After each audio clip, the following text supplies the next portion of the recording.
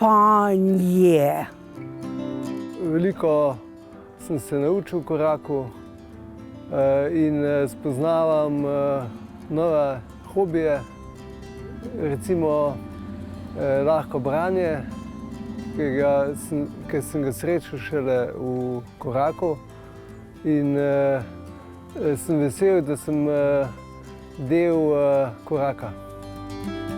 Ko so mi ponudili na Soči, da grem sem, me je bilo res grozen strah. Ampak zdaj, ko sem pa tle, pa da mi eden reče, zdaj pa na Auschwitz prišla sem, ne vem, kva bi naredila, res, tlele mi je najboljš. V koraku se res dobro počutim in korak rules.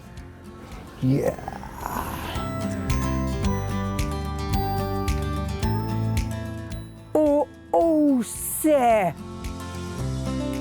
Predvsem mi je všeč ta prešerna volja, sproščenost, kar se mi zdi zelo pomembno, da ima vsak človek ime in da ni številka.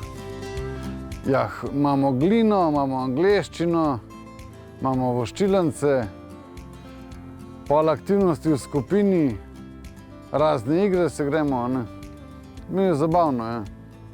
Kar sem v koraku, sem veliko bolj samozavesten.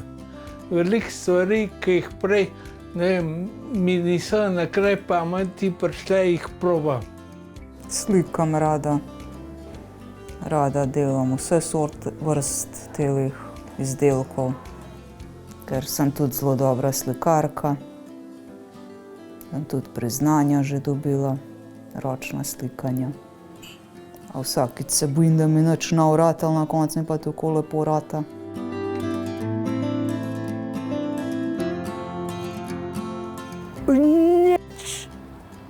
V bistvu moram reči, da me ne moti prav nič. Mogoče je to, da bi lahko imeli več izletov. Imamo toliko različnih možnosti, dejavnosti, tako da zaenkrat, po mojem mnenju, ne, nič. S tem sem povsem zadovoljen. Mogoče kakšen sprehod na dan, a pa teden več.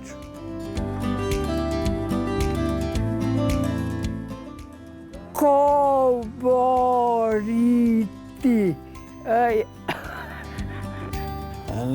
Lahko bi bil mnogo boljši signal in močnejši, da bi lahko čim več obiskoval YouTube in čim več muzike nabil.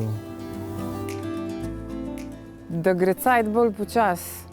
To je pa vse, da sem dalj časa tukaj, ker ustvarjam, iz sebe ven nekaj dajem, brez problema. Vse bi pustil, recimo, tako, kot je. Nič ne bi dodal, želim si pa, da bi korak ostal tako, kot je zdaj. Rad kuham kavo, sicer je sam ne pijem, ampak po hiši se govori, da kuham najboljša. Ne vem, jo še nisem probal, a boste vi še eno? Korak ni kar ostane tak, kot je, ker mislim, da je čisto v redu. Ne, da je v redu, ampak je odlično.